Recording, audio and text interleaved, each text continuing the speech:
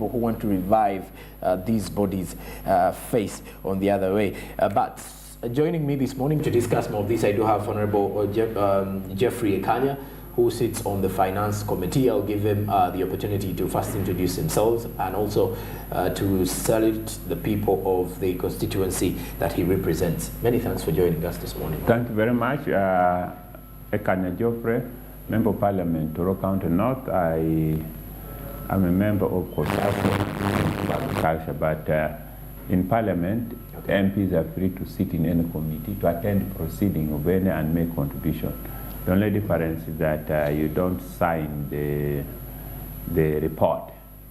So now that apart, the revival parastatals, as you have said, or corporations, or some of these companies, basically the influence and the challenges we have had over time is a result of the World Bank policy, okay, which has created first of all, the collapse of the parastatals.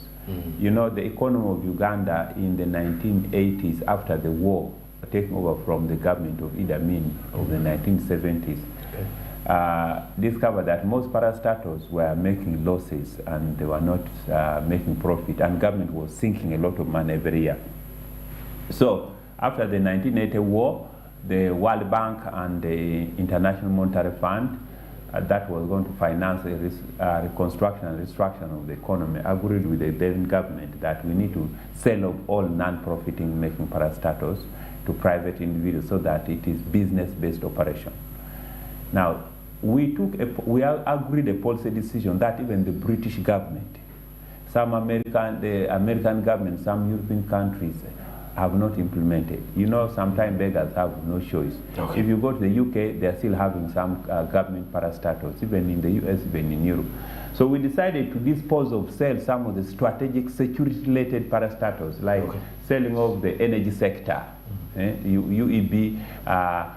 We decided to dismantle it, dismember it, and the strategic sector that makes money, like the power distribution, government allowed women to come in and play, like the generation. This is a simple management system. So government decided to create a privatization union to privatize these parastatals. But over time, from 1980, we are now in 2020, government realized that, first of all, we sold the parastatals and were misled. Government was misled to create authorities that supervise the parastatals or the private companies. Now, government has discovered that most of these parastatals and authorities are very many, okay, not cost effective. It's just a center where the EDs and so a lot of money is wasted. Okay. So about 5 years ago, government took a decision to merge the parastatals. And we debated this in 1990s, 2000, we told, and people can read answered, and I hope you journalists can read answered. I was on record on the floor of the House. I said, even in the UK, they have what we call single utility regulatory authorities.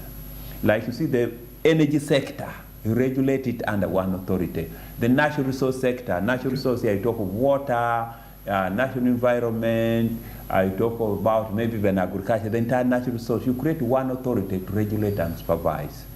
If you have securities controlled like that, finance, you do not have Uganda Insurance Regulatory Authority, you have the you have the institution regulating pension fund, you have the NSF, you create one single regulatory authority, and that's what Europe, that has been in, government has been there for over 500,000 years.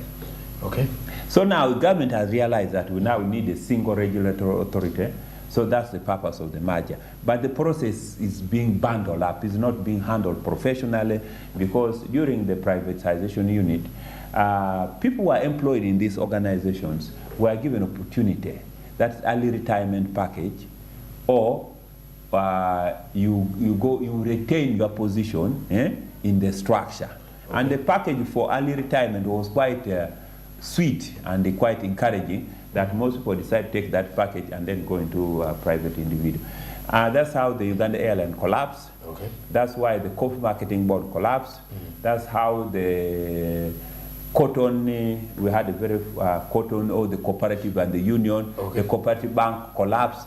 the UCB, the bank which was taken over. Sorry to cut you short. Bank. Yes. I would want you to first take me back to the issue of the merging. Yes. You mentioned 5 years ago, government decided to merge all these parastatals.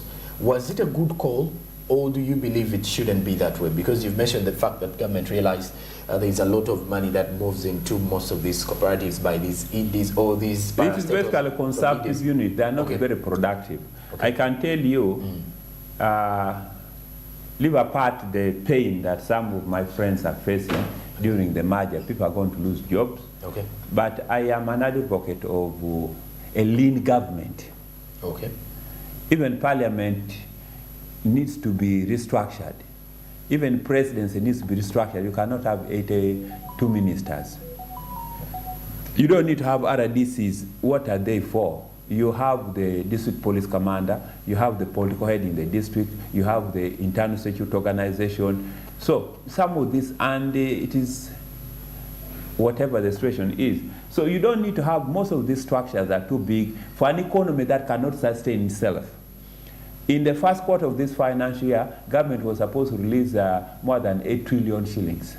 But government was only able to release 4.7 trillion because the economy cannot sustain itself. We cannot collect revenue that's adequate to be spent. So what you do, you cut your coat according to your size. Okay.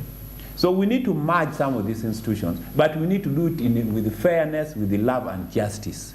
That the people who are employed in this institution should have been given time. Some can go for studies. Some are given their contracts for 5 years. You pay them for loss of job for 5 years. So because the resource that you pay them, then they can inject in the private sector and grow the economy. You don't send them to the street because they will have an impact in the economy. They support their children, they support their relatives with education, their mothers, their aunts. So you don't need to send people to become destitute. That's where some of us are having a challenge. But the merger is necessary, and the restructure is necessary so that we have a lean government institution that can deliver effectively. Okay. Yes. All right. And now, speaking of this issue of reviving, what are some of the challenges that we faced when we were trying to revive some of these government parastatals? Now, for example, you look at the Uganda Airlines, case in point at this time, we get to realize it was just after its revival that we get to see all these sagas that are coming in through. You see it on Kosase. I believe you also get to realize how or where my point is heading to. But speaking of some of these challenges, what are those key ones that you believe make it hard during the revival process? No, first of all, we have a great challenge of morals in this country. Okay. We need to handle that squarely. I think people, when we are handling government offices, we handle it as if it is not ours, as if some people do it as if they are not citizens of Uganda. Okay. So we need to look at ourselves. This country belongs to us. It is our personal, it is our country. This is where we are going to live. This is where our grandchildren will live. And therefore, we need to do everything in order to make sure that the people appreciate values. So, and the aspect of corruption is very serious that we really need to manage. So as much as we have relatives, the issue of nepotism and so forth, we need to be very clear and manage the institution that we perform in trust of the citizen of Uganda in a just affair. We are just servants when we are in these offices. So the revival of Uganda Airline is facing that culture, which you know it very well, the issue of corruption and moral degeneration. Now we have other institutions. You know, reviving an institution is just like a young man building a house to get married. You have to go through those challenges. Okay. Where do you buy the best bed? Where do you put up the good structure? It takes time. Okay. And some of these institutions had a culture, had a foundation, had resource. So to have all those facilities in place is very costly. Now for the airline, the routes, most of the lucrative aspect of the airline was sold off. That is handling services. And that's where there is revenue. You know, the food, the loading and offloading of the cargo, that's that contributes about 40% of the revenue of an airline. But it was given to private sector. And so it creates a revenue gap. Okay. But also, I think the policy for revival was not discussed conclusively in terms of recruitment policy, the pay issues, the human resource management, and so forth. Because there was a pressure and then euphoria that we need to have the airline. Now we are struggling with reviving the cooperative union. We are still facing the same challenge because union is a private entity and use is based on product, cotton, coffee, tea and so forth.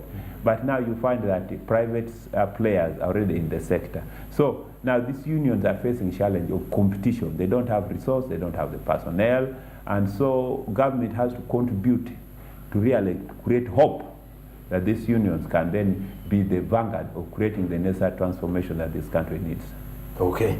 And well, speaking of the issue to do with morals and all that, it goes back to patriotism, I guess. Is it a challenge that we can address as the country, or it should be an individual mindset? Both the individual as well as the country, and making it very costly. Okay. For anybody who goes against the moral ethics. Mm-hmm. Yeah. So that you believe that would be the best way? Yes, both individual, because, and we should have sanctions at every level. Okay. And starts with the leadership. All right. I wouldn't want to go deep into that political aspect of it, but we're still looking at how the revival of government parastatals does affect the economy, or how we can live with it, or what ways can we do it, and then it rips up big answers. Like he was mentioning something to do with the cooperatives union, he mentioned something to do with the Uganda airline, some of the challenges we face as well, but you get to realize that we've got some of the other government parastatals that now no longer belong to the government, but now are driven by individuals. I would as well want you to comment on something like that. When you look at some situations when we've had previously entirely government-owned entities now being managed by, let's say, the private sector, doesn't that in any way affect the country? Speaking of which, let's say the Uganda Electricity Board now, we have women. Yeah, of course, it is security related. If you go to Egypt, they never disconnect hospitals out of power. Military installations are having power 24 hours. Now, because you have umeme managing the energy sector, for them they want money paid. Whether they don't, they will not mind, they will give notice and so forth, but they will disconnect the hospital without not receiving money. And so we lose life. You have military installation, police institutions, the army barracks. You don't disconnect a security installation or facility for lack of payment. These are strategic, and in fact, I hope that we will amend and create a law to protect. You cannot disconnect water. Just the government took a decision that during COVID, don't disconnect even domestic water consumption, because it's about life. So that is part of the challenge we are facing, that some of the private players are not security conscious. They are not thinking about the impact they are after the profit. Of course, they are right, but the government took a wrong decision. During the privatization process. They would have said the following services are a matter of life and death, like a hospital, don't never disconnect. Now, some of the other facilities which were privatized, for example, they privatized so many factories, like the grain mill. It collapsed completely. They are not able to sustain the market. There were so many facilities that were privatized that are doing well, like the beverages industry, the Coca-Cola, the Pepsi-Cola, those ones are doing very well. They were privatized, and the private sector are making money. So that was good. You have some other facilities that were privatized, like the hotels. Some of them collapsed, some of them are doing very well. But so it saved the government, because it allowed private players now to build their hotels and put standard. Like Sheraton was privatized, Serena was being privatized, you can see. So government is no longer sinking money. Though the privatization process of this facility did not bring the necessary revenue to government, because it was just given away. And they just paid very little money. Such a facility in a CS, the center of the capital city. Okay. Yes. And so I want us to also get to a point of discussion here. Like the bank, UCB was sold off, and you can see Stanbic Bank is there making huge profit. Okay, but that at the end of the day still brings some revenues to the country. Yes, of course, creates jobs, they pay taxes, and so that's the positive side. Okay. That Uganda Commercial Bank was a sinking ship. I can see the impact, because government was injecting money year in and year out. We still have a bit of challenge with the national water, of course, was not privatized, but they are struggling and they are keeping our head high. Okay. National Social Security Fund was not privatized, but you can see they are doing very well. Okay. That shows that if you have the right people in the right place, you wouldn't need to privatize. You don't need to privatize. Because the money is going to be put into use. Yes, so the team in National Social Security Fund make us very proud. But if you have to look at the situations here, money moving into different, for example, government bodies, and then these questions start coming in, we don't have the money. Where does the problem come from?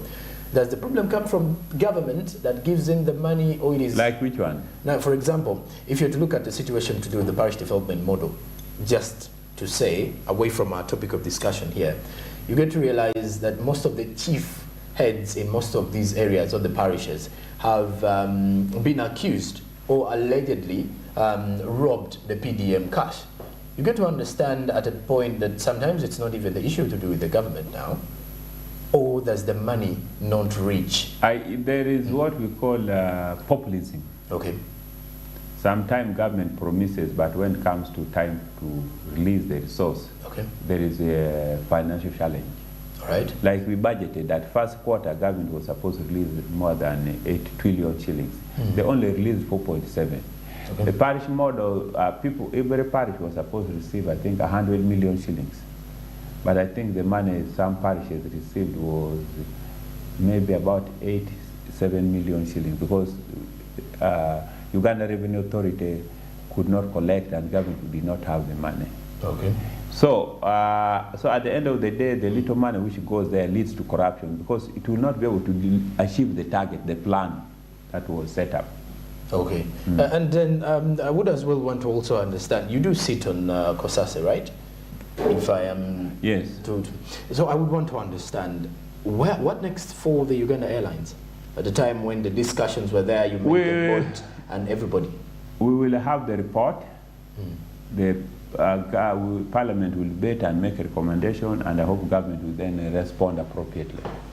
Okay. Yes. Because I still look at, if I have discussions with most of the Ugandans out there, their main topic of discussion was the amount of money the CEO was earning. You see, my brother, say if the recruitment process, because of our economy, is not doing very well, and there was nepotism and lack of qualification. Okay.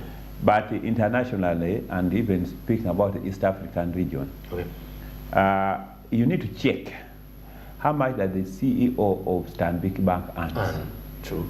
How much the CEO of Umeme earns. Before we step into the... How much the CEO of Civil Aviation earns. Okay. How much the CEO of Absa Bank earns. Okay.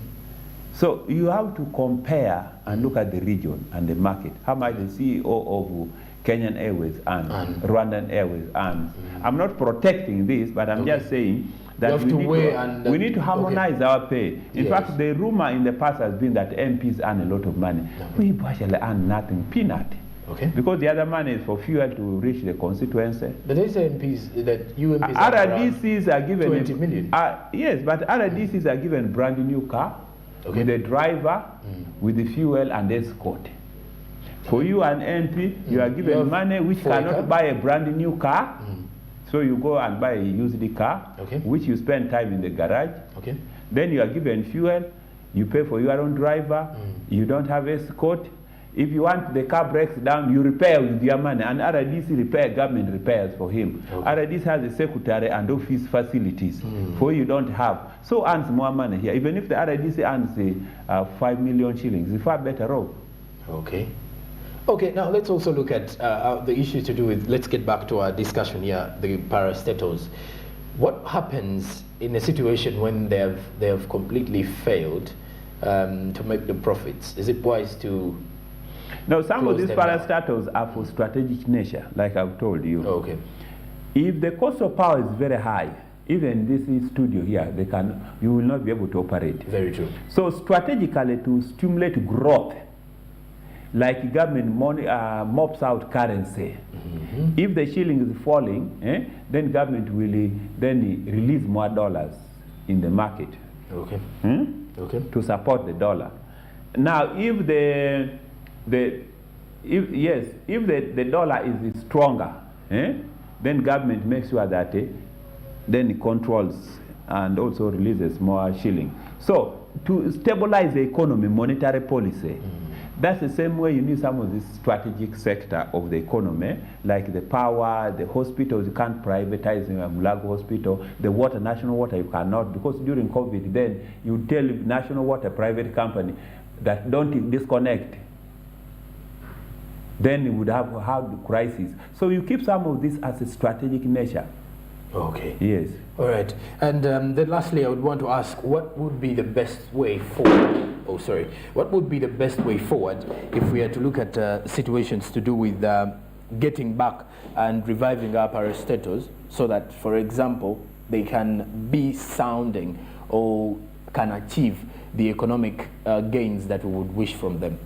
No, we just need to be disciplined. Okay. The institution that's supposed to do oversight must do oversight. Okay. We need to have a proper board.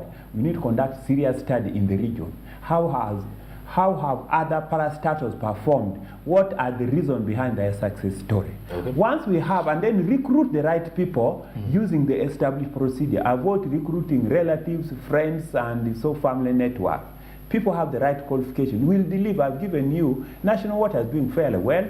NSF is doing fairly well. So we have other institutions that are doing quite well. And their government, we have Pride Africa is a government microfinance deposit-taking institution. They are doing quite well. You have other institutions that are doing quite well. You know, you have Pride Africa. Post Bank has been struggling, but they are doing well. You have Microfinance Support Center. So you have some of these institutions that are doing well. Why is that we are able to manage the security of this country and we cannot manage the other institutions? Okay. Yes. So we just need to put our head together and do the right thing. All right. Nobody will run for you at home.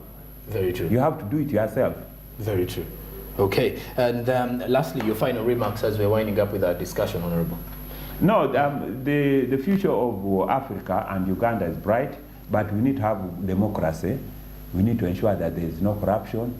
Once people know that they have the right to vote and their vote counts, once people know that they have security, once people know that once they get a job, they will not lose the job as a result of simple mistakes, then people will come to invest, we shall collect more revenue and grow the economy. All right. Thank you. All right. Many thanks for joining us this morning. It's Honorable Godfrey Ekanya who was with us here to take us through the issue Geoffrey Ekanya, sorry for that one. And he has been here taking us through the details to do with government parastatals. Have a good one. Stick around. We'll be right back with more to do with the SMB on ground with Barija Andrew.